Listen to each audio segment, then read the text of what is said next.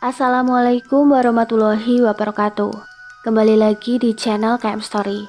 Pada kisah kali ini, Mimin ada sebuah kisah nyata yang diberi judul Nasib Malang Teh Eis akibat makhluk peliharaan dari suaminya. Cerita ini ditulis oleh Kak Salsa Novita.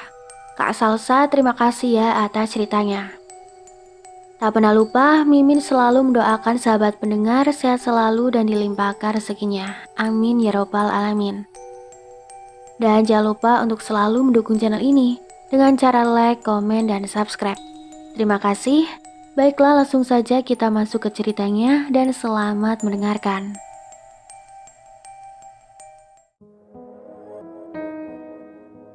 Tidak bisa dipungkiri, wanita berusia 30 tahun itu tampak tua tidak berdaya. Kecantikan yang dulu ia miliki sekarang sirna.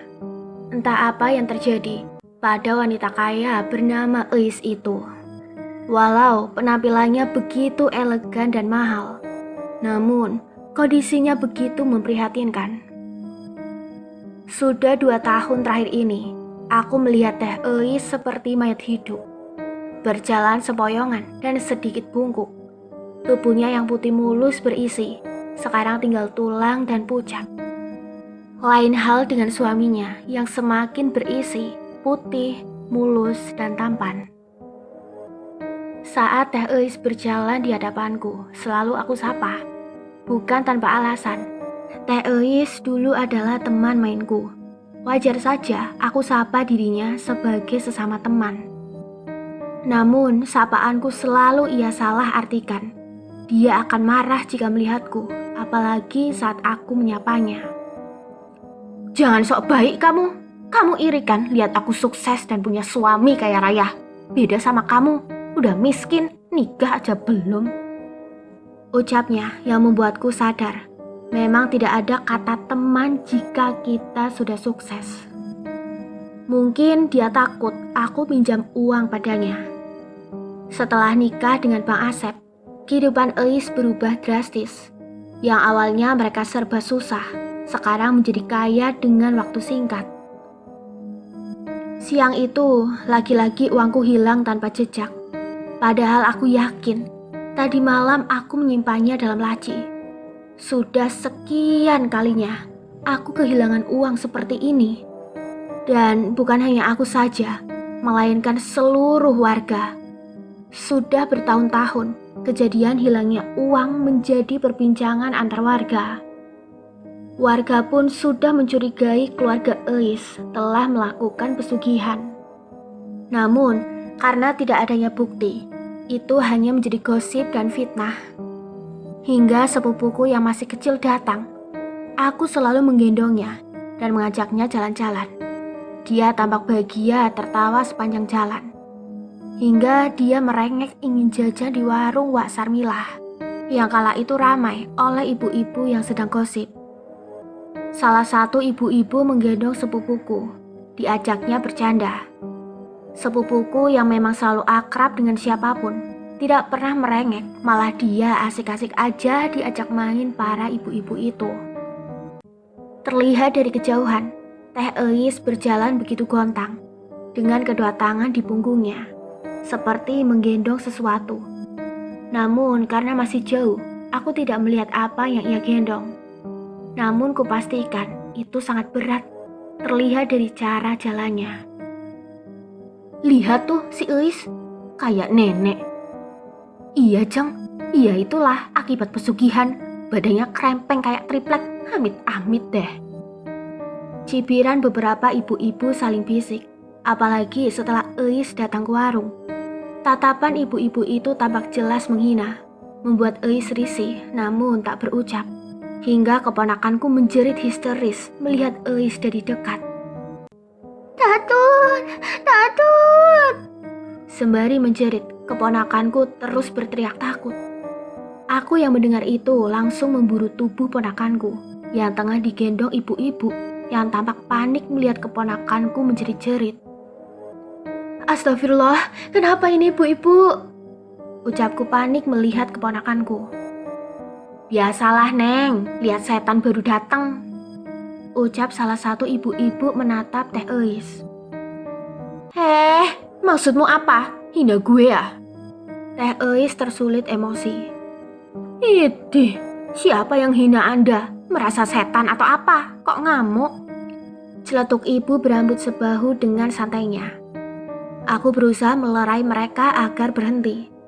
Namun saat mata ini dipalingkan ke Teh Eis. Astagfirullah, baru kali ini aku melihat Teh Eis dari dekat. Begitu menakutkan. Tubuhnya pucat pasi, tatapannya kosong, wajahnya keriput, gelap kantong matanya menghitam. Dia berbicara menunjuk-nunjuk dengan lemas, nafasnya ngos-ngosan dan gubrak. Tubuhnya lemas lalu pingsan di lantai. Ibu-ibu tampak kaget, namun membiarkannya saja. Aku yang ingin menolong terhalang oleh keponakanku yang masih menjerit, hingga aku memutuskan untuk pulang. Teh Eis tampak dibantu bapak-bapak. Malamnya aku mendengar ayahku dan Bang Johan menceritakan tentang keanehan Teh Eis. Tak lama ibu ikut duduk di tengah perbincangan mereka.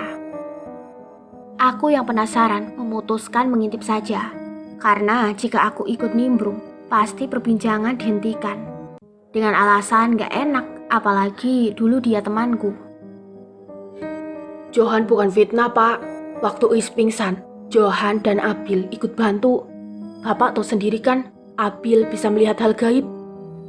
Ya Allah, Eis, jika benar malangnya dirimu, nak, ucap ibu tampak khawatir. Sekarang gimana keadaannya? Dia masih pingsan, Bu, ditemani Bu Ustazah sama Bu RT karena suaminya belum pulang, ucap Bang Johan.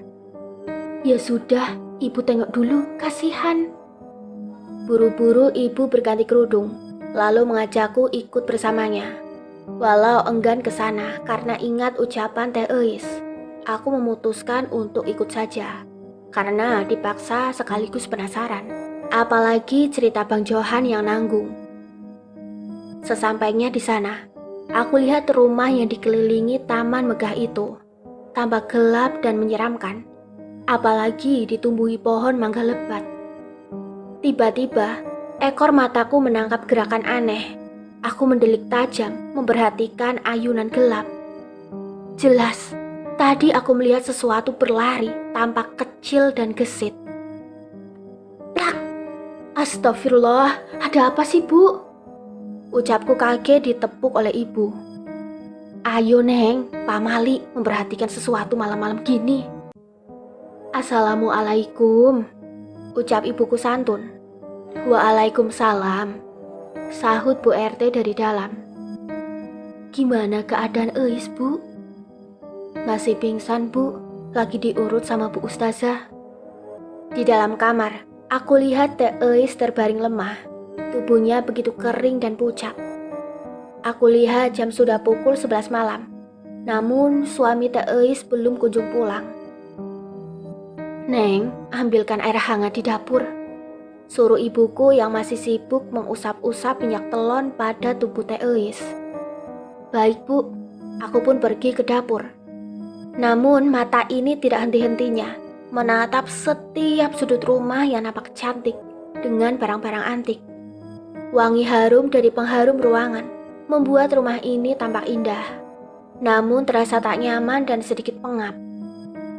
Setelah menunggu air mendidih, aku tuangkan air itu ke dalam baskom kecil, dicampur sedikit air dingin, agar tidak terlalu panas. Ku tengok ke arah belakang, ternyata sebuah gelas jatuh. Ngagetin aja. Aku pikir gelas itu jatuh akibat terkena angin, apalagi gelas plastik memang ringan. Saat aku dekati, kakiku menginjak tumpahan air. Ternyata gelas itu berisi air. Aku membungkuk untuk mengambil gelas hingga aku rasakan kehadiran sesuatu. Seketika tubuhku merinding. Aku berbalik dan mataku membulat tak percaya. Lidahku keluh untuk berteriak. Karena yang aku lihat, makhluk mengerikan merangkak seperti bayi yang mendekatiku. Aku pun jatuh terduduk. Ya Allah, ya Allah. Hanya nama agung itu yang mampu teringat di pikiranku. Aku berusaha mengingat doa-doa, namun tidak kunjung aku ingat. Seringai mengerikan dari makhluk kecil itu. Tubuhnya hitam legam, wajahnya keriput mengerikan, dengan 2 taring tajam di antara gigi runcing itu. Dia merangkak mendekatiku, semakin dekat dan dekat. Aku terdiam bagaikan patung. Keringat dingin mengucur deras. Aku begitu panik, mencoba menjauh, namun tubuhku kaku. Saat makhluk itu menaiki tubuhku, aku hanya menangis pasrah, tanpa ada mengeluarkan satu kata pun.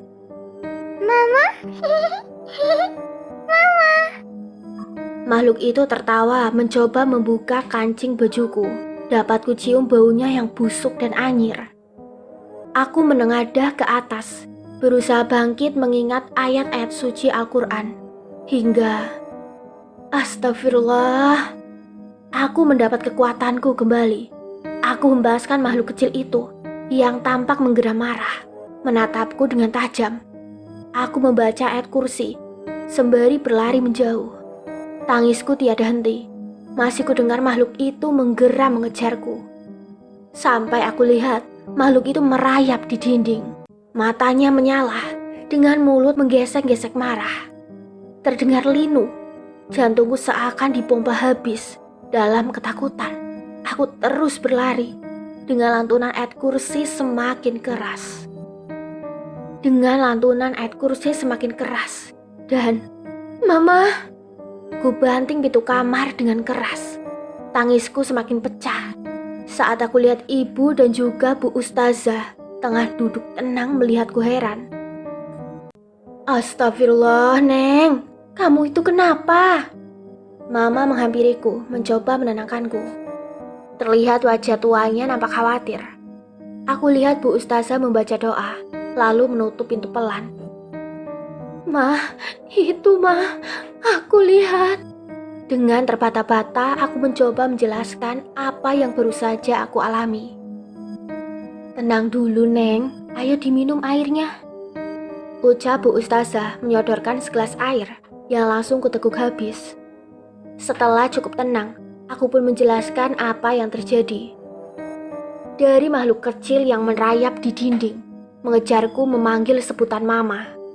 Terlihat mereka berdua tampak kaget mendengarnya. Sedangkan aku masih saja menangis pelan. Aku masih syok dan tidak mau mengingat apa-apa lagi. Dalam tangisanku, aku merengek ingin pulang. Bayangan-bayangan makhluk kecil itu seakan melekat, membuatku tidak sanggup bertahan di rumah ini. Bu Ustazah mencoba menenangkanku dengan membacakan doa-doa. Sedangkan ibu memanggil Bang Johan untuk menjemputku pulang. Dia sendiri tidak tega untuk meninggalkan Eis, apalagi Bu Ustazah pasti kesepian. Udah Toneng, abangmu bentar lagi kesini, bujuk ibuku. Tidak, aku tidak mau, jangan. Astagfirullah. Serempak kami berbalik, melihat Eis tertidur sambil berteriak histeris. Ya Allah, ada apa ini? Tubuh Eis meronta-ronta hebat. Mamaku mencoba membangunkan Eis dengan panik. Hingga Bu Ustazah mencipratkan air yang sudah ia bacakan ayat suci Al-Quran. Mata Eis terbuka terbelalak. Nafasnya ngos-ngosan hingga dia muntah darah berbau bangkai. Entah apa yang Eis muntahkan, namun begitu bau busuk. Sampai aku pun ikut mual dibuatnya. Istighfar Neng Eis, istighfar. Bu Ustazah mengusap-usap punggung Eis yang masih muntah. Kulihat mata Teh Eis mengeluarkan butiran-butiran air mata. Tampak ia begitu tersiksa. Melihat itu, aku yang sempat jijik menjadi iba. Terlihat jelas mata Teh Eis tengah menanggung beban berat. Saat sudah membaik, Bu Ustazah memberikan Eis air minum agar ia lebih tenang. Nafasnya begitu berat. Teh Eis membantingkan tubuhnya kembali ke kasur. Namun karena ia muntah tepat di selimut yang ia pakai, Mama mencoba mengganti selimut itu dengan yang baru. Kulihat wajah Mama tidak memperlihatkan ekspresi jijik, melainkan rasa iba teramat sangat. Apalagi Bu Ustazah, memang kedua wanita ini wanita yang hebat, penuh rasa kasih sayang. Padahal setelah kaya, ia menjadi lupa diri, sombong pada siapapun. Dengan lemah, bibir mungil dan kering milik Teh Eis mencoba berkata, matanya berkaca-kaca. Ibu Ustazah, Mama Ita, dan kamu Sal, makasih sudah mau nolongin saya. Isak Teh Eis lemah. Sesama manusia, sudah sewajarnya kita saling menolong. Ucap Bu Ustazah lembut.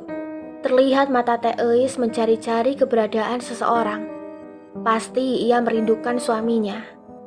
Di saat kondisinya buruk seperti ini, Bang Asep malah tidak ada, entah kemana dia. Suamimu belum pulang, Neng Eis, ucap mamaku pelan. Tatapan Teh Eis menunduk lemah. Matanya kian basah dengan linangan air mata. Mama dan Bu Ustazah mencoba menenangkan Teh Eis. Mungkin Bang Asep tengah sibuk bekerja. Bukan, Bu. Bang Asep selingkuh, ucap Eis tampak hancur. Wes Neng Eis, gak boleh berucap kayak gitu, pamali. Mungkin saja Bang Asep tengah sibuk bekerja. Bang Asep itu tidak punya pekerjaan, Bu. Bang Asep pengangguran. Dia menghabiskan uang untuk wanita lain. Sedangkan saya dipaksa mencari uang. Tangisan kian pecah bercampur amarah. Saya dipaksa untuk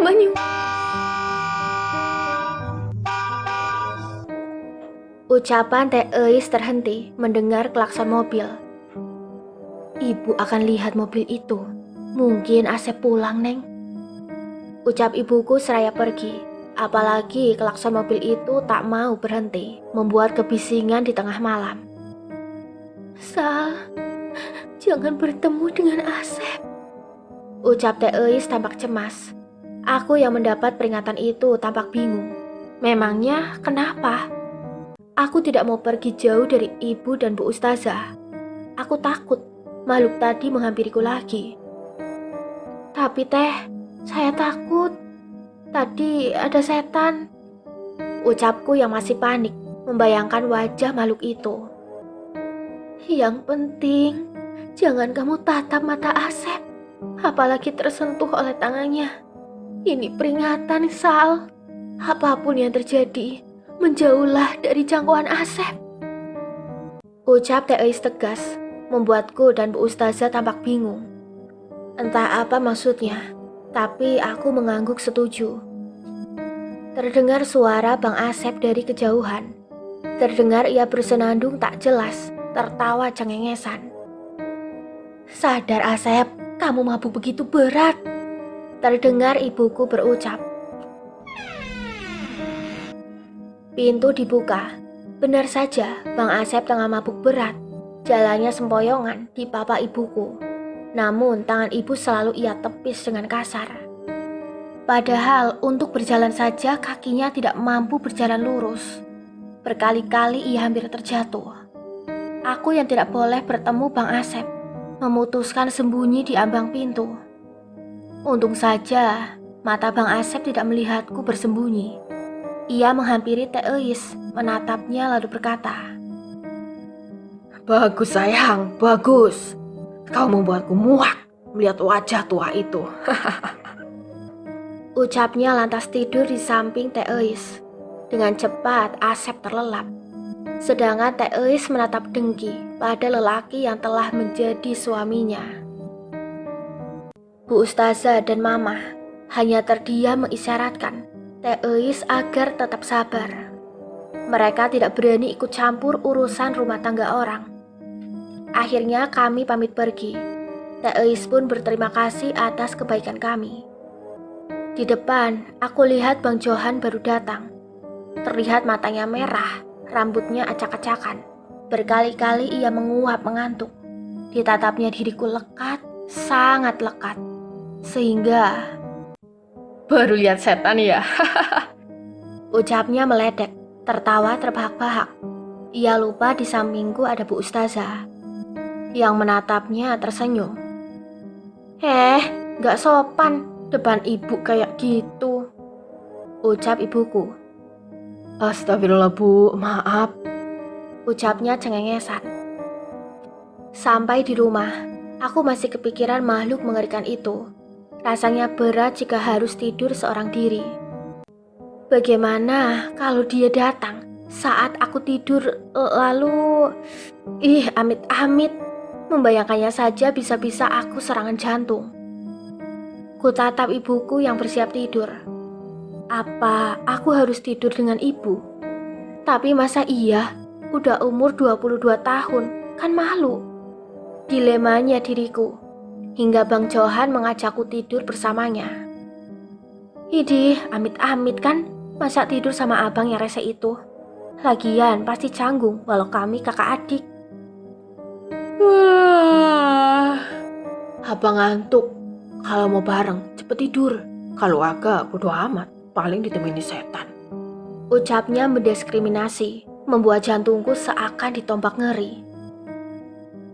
Seminggu berlalu. Selepas kejadian malam itu, aku, ibu, dan Bu Ustazah memutuskan untuk tidak membicarakan apa yang Teh Eis ucapkan tentang dirinya yang menghasilkan uang, sedangkan suaminya berfoya-foya. Walau ucapan Teh Eis terhenti, namun kami sadar Teh Eis dan Bang Asep memelihara makhluk botak mengerikan, yaitu tuyul yang sudah dikenal di kalangan masyarakat. Namun karena takutnya ada fitnah berlebih, kami memutuskan bungkam sementara. Apalagi kondisi Teh Eis yang tengah sakit. Bisa-bisa jika kami sembarangan ngomong, keluarga Teh Eis terancam amukan warga. Kami hanya dapat mendoakan Teh Eis dan Bang Asep agar kembali sadar dan berjalan di jalan yang benar. Hingga 2 minggu berlalu, Teh Eis tidak pernah terlihat lagi. Hanya Bang Asep yang terlihat pulang pergi seorang diri. Dia sedang dirawat inap di rumah sakit. Kondisinya sudah lumayan membaik. Namun dokter belum menyarankan dia untuk pulang. Akibat gula darah kering yang kritis. Mohon doanya saja ya, semoga istri saya cepat sembuh. Ucapnya jika ditanya warga tentang keadaan Teh Eis. Namun jika ditanya rumah sakit mana, Bang Asep tidak pernah menjawab. Selalu ia alihkan pembicaraan. Padahal ibu dan Bu Ustazah ingin menengok keadaan Teh Eis. Namun mau bagaimana lagi? Mungkin Bang Asep tidak ingin istrinya diganggu. Sore itu saat di rumah sepi, hanya aku seorang diri. Tiba-tiba Bang Asep datang bertamu. Dia beralasan ingin bertemu ibu. Walau sudah kubilang ibu akan pulang malam bersama bapak. Kukira dia akan menitipkan pesan dan lantas pergi. Tapi aku salah. Bang Asep duduk di bangku teras dengan santai. Padahal aku tidak mau menemaninya mengobrol. Tutur katanya begitu lembut dan halus. Ketika aku menatap matanya, deg, wajahnya begitu tampan. Dengan tubuh tinggi berkulit putih, apalagi senyumannya. Astagfirullah. Aku hampir lupa pesan Teh Eis. Buru-buru kupalingkan wajahku darinya. Entah mengapa, wajah Bang Asep terlihat sangat menarik perhatianku. Seketika jantungku berdebar. Aku seakan salah tingkah dibuatnya. Apalagi senyumannya yang manis, membuat hatiku luluh tak berbentuk. Sadar Sal, ingat, Bang Asep suaminya Teh Eis. Astagfirullah, astagfirullah. Mengapa hatiku tak karuan seperti ini? Padahal Bang Asep sudah berumur 32 tahun. Namun tampak muda dan tampan. Ketampanannya sama dengan Bang Johan yang masih berusia 25 tahun. Hingga tiap minggunya Bang Asep datang berkunjung. Namun ketika orang tuaku sedang tidak ada di rumah saja. Beberapa kali ia memberiku bingkisan dan hadiah. Namun tidak pernah aku terima. Jikapun diterima, akan aku berikan pada orang yang membutuhkan. Hingga perasaan aneh itu hilang, tidak membekas. Aku bersyukur Tuhan telah menolongku dari perasaan yang salah. Setiap Bang Asep datang, aku tidak akan membuka pintu. Aku berpura-pura tidak ada di rumah. 1 bulan berlalu. Kini aku sangat khawatir dengan keadaan Teh Eis. Entah mengapa aku selalu memimpikan wajahnya yang tampak sedih. Padahal Bang Asep sudah menegaskan, Teh Eis tengah dirawat di rumah sakit besar dan dia baik-baik saja. Mimpi itu terus berulang, hingga aku merasakan mungkin ini sebuah pertanda. Apa mungkin Teh Eis tengah kritis? Malam ini aku beritahu ibu agar dapat solusi darinya. Hingga ibu mengatakan masalah Eis ini tengah dibicarakan para bapak-bapak. Pasalnya Wak Sari, selaku tetangga terdekat Eis, mengatakan di rumah Teh Eis terdengar teriakan seorang wanita namun tidak jelas. Lihat saja nanti Neng, hasil musyawarah warga. Semoga saja Eis baik-baik aja. Ucap ibuku cemas, matanya sendiri tadi memerah. Ia menantangi khawatir pada Teh Eis. Aku yang penasaran, hanya dapat menunggu ayah dan abang Johan pulang dari musyawarah. Jam 10 malam, mereka baru pulang. Terlihat wajah mereka tampak penuh pikiran. Ingin sekali aku bertanya, namun takut mereka kecapean. Hingga ayah mengumpulkan kami di ruang keluarga. Ia menceritakan hasil musyawarah tadi. Bapak-bapak sepakat, besok akan menerobos masuk ke rumah Asep. Ada atau tidak ada izin darinya. Tapi Pak, bukannya itu tidak sopan mencampuri urusan orang lain hingga segitunya. Ucap ibuku tak mengerti. Ayah pun menjelaskan. Teriakan itu bukan hanya didengar oleh Wak Sari, melainkan beberapa tetangga lain, Bu. Apalagi keberadaan Eis di rumah sakit hanya kebohongan dari Asep. Pasalnya, Asep tidak pernah mengatakan nama rumah sakit tempat Eis dirawat pada Pak RT. Namun saat diselidiki rumah sakit itu tidak memiliki pasien bernama Eis. Bahkan Ucapan ayah terhenti, seakan berat untuk mengatakannya. biar Johan aja yang bercerita, Pak. Ucap Bang Johan, tampak mengerti perasaan ayah. Ayah dan ibuku sudah menganggap Teh Eis sebagai anak, sekaligus kakak perempuan bagiku. Asep menikah lagi dengan wanita bernama Pia. Astagfirullah. Ibu tampak kaget, matanya berkaca-kaca. Ia sudah tidak sanggup menahan tangisannya lagi. Ya Allah, Neng. Ibu tidak sanggup membayangkan beban yang kamu tanggung. Ucap ibu terisak. Aku mencoba menenangkan ibu dengan memeluknya. Lalu di mana Teh Eis sekarang? Tanyaku. Itu yang menjadi pertanyaan warga. Eis tidak pernah terlihat dimanapun. Bahkan Asep sering kepergok membawa wanita lain. Bukan hanya Pia, tapi wanita tidak dikenal lainnya. Warga menyimpulkan Eis dikurung di rumah mewah itu. Pagi harinya di rumah Pak RT sudah berkumpul para warga. Tokoh masyarakat penting lainnya dipanggil untuk menyaksikan agar tidak timbul fitnah pencurian atau apapun. Pak Ustadz dan Bu Ustadz pun ikut menyaksikan hal yang melanggar norma adat ini. Namun karena terpaksa dan penting, tindakan ini harus dilakukan agar tidak hanya menjadi gosip dan fitnah di kalangan masyarakat. Setelah menduplikat pintu rumah, para warga leluasa memasuki rumah. Namun tidak semua warga, hanya para tokoh penting dan warga lainnya yang beraksi. Aku dan Bu Ustazah pun masuk. Karena kami yang pernah masuk ke rumah ini sebelumnya, setidaknya kami tahu beberapa ruangan. Saat masuk ke dalam, terasa panas dan kotor. Debu berterbangan di mana-mana, membuat beberapa warga terbatuk-batuk. Padahal Asep masih sering kesini. Namun rumah begitu terasa sunyi dan mengerikan. Kami mulai dari dalam kamar Eis yang tampak berantakan dan bau. Mataku langsung tertuju pada tumpukan selimut dalam ranjang anyaman. Ku beritahu Bu Ustazah, "Lihat Bu, bukannya itu selimut yang pernah dimuntahi Teh Eis?" Ucapku setengah berbisik. "Ya Allah, iya Neng."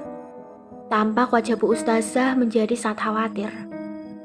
"Muntahan itu sudah terjadi bulan lalu saat Eis dalam keadaan sakit.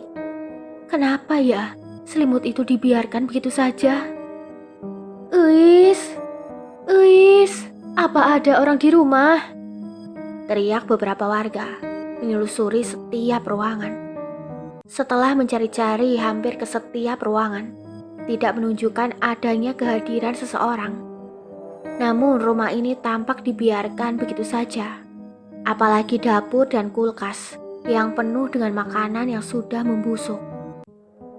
Hingga satu ruangan terakhir yang paling misterius. Dapat aku lihat ekspresi warga berubah tegang.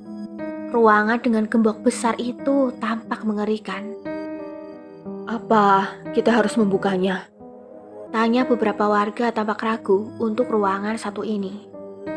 Buka saja bapak-bapak agar semuanya jelas dan tidak ada fitnah lagi bagi keluarga Eis. Apalagi kita sudah melangkah sangat jauh. Jika ada satu ruangan yang tidak dimasuki, pasti itu akan menjadi fitnah lebih besar lagi. Ucap Pak Ustadz yang disetujui semua orang.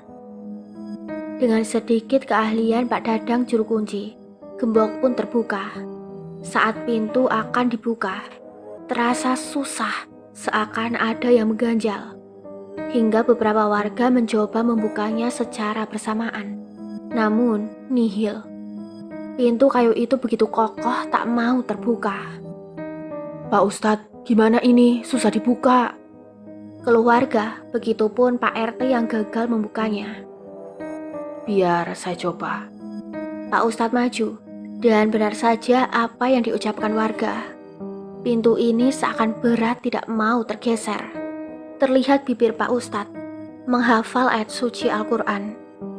Bismillahirrahmanirrahim. Seketika pintu terbuka dengan cukup mudah. Suara pintu itu begitu nyaring, membuatku merinding memeluk tubuh Ibu Ustazah. Bau busuk tercium menyeruak kala pintu dibuka. Beberapa warga tampak mual menjauh. Begitupun aku tidak tahan dengan bau busuk bercampur-campur ini. Entah ada bangkai apa di dalamnya. Ruangan gelap dan sunyi, cukup kecil dibandingkan ruang lainnya. Suara gemuruh hewan pengerat saat kami melangkah masuk. Mereka berlari berhamburan dari sesuatu yang mereka kerumuni. Lekas para bapak-bapak itu mencari saklar lampu, dan lampu menyala, namun hanya 5 watt yang kurang terang. Mata mereka tertuju pada pojok ruangan, seperti ada kaki berselonjor, namun kurang jelas.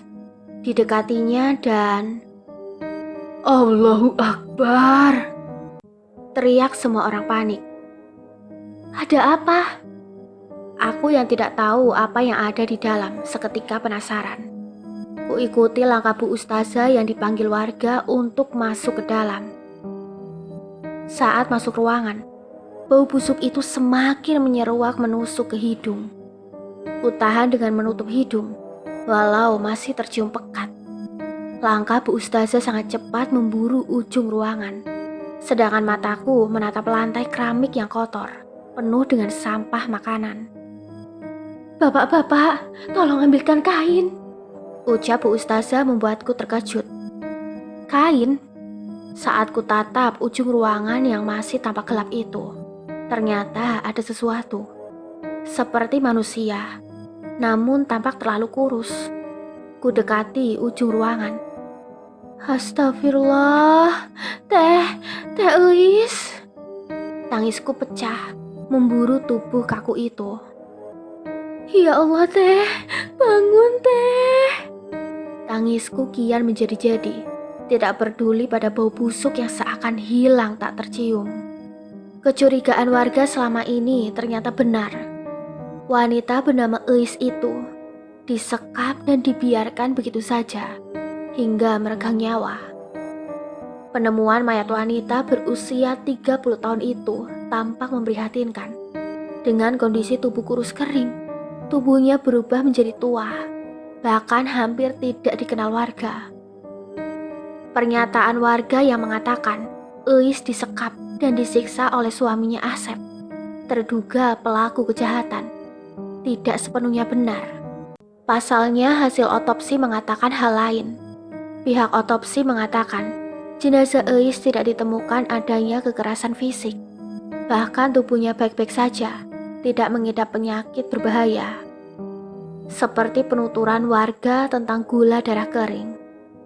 Hanya saja tubuhnya semakin lemah akibat kekurangan sel darah merah yang hilang secara drastis. Bahkan pihak otopsi tidak bisa menjelaskan lebih detail tentang itu. Karena ini kasus yang cukup aneh.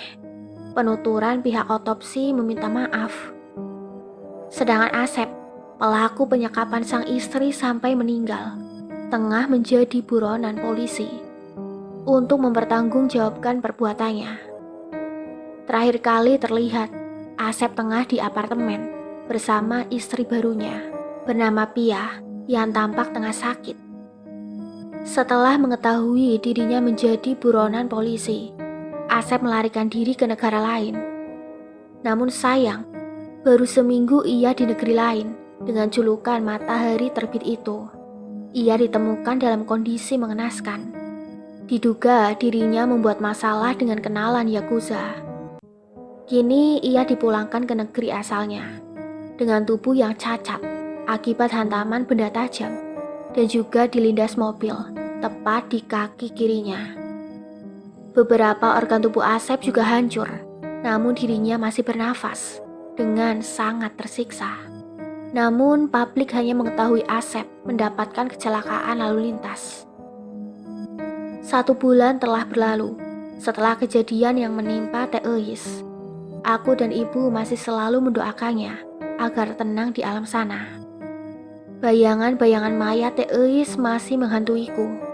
Sungguh aku tidak sanggup membayangkan penderitaan Teh Eis selama ini. Dengan kondisinya yang sakit parah, Bang Asep begitu tega menyekapnya di ruangan gelap penuh kotoran itu.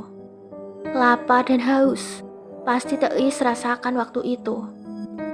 Bahkan aku tidak kuasa mendengar penuturan forensik tentang Teh Eis memakan kotorannya sendiri untuk bertahan hidup. Ya Allah, ampunilah dosa-dosa Teh Eis selama ini. Isakku di sepertiga malam, hingga tiba-tiba rumah besar itu terbakar hebat. Semua yang ada di dalamnya hangus dilalap api. Bahkan harta Bang Asep selama ini lenyap seketika. Begitupun harta milik istri barunya yang kini tengah sakit, sama persis seperti almarhumah Teh Eis dulu. Kilangan uang juga sudah berhenti di saat Teh Eis disekap dan Bang Asep menikah lagi. Seluruh warga sudah mengetahui keluarga Eis sudah memelihara tuyul. Bukti diperkuat, di ruangan yang Eis disekap ada sebuah nampan besar berisi sesajen. Namun warga sudah sepenuhnya memaafkan kesalahan Eis. Mereka sangat prihatin dengan kehidupan Eis. Walau gelimang dengan harta, namun tidak menjamin kebahagiaan. Suami yang ia cintai malah menjerumuskannya ke dalam jalan sesat. Sedangkan dirinya berfoya-foya dengan wanita lain yang jauh lebih muda dan cantik darinya. Namun, Tuhan Maha Adil. Kini Asep tengah menderita di atas kasur rumah sakit. Hidupnya hanya tergantung dengan perawatan medis. Tubuhnya yang cacat dan buruk rupa hanya akan mendapatkan masa depan di balik jeruji besi akibat perbuatan keji yang ia lakukan. Mohon luangkan waktu sebentar untuk mendoakan almarhumah Teh Eis. Semoga diterima amal ibadahnya dan diampuni dosa-dosanya. Amin ya rabbal alamin. Mohon maaf atas segala kekurangan. Terima kasih banyak atas doa dan support sahabat pendengar KM Story. Semoga sahabat pendengar sehat selalu dan dilimpahkan rezekinya. Amin ya robbal alamin. Tunggu kisah lainnya di video selanjutnya. Mimin pamit undur diri. Wassalamualaikum warahmatullahi wabarakatuh.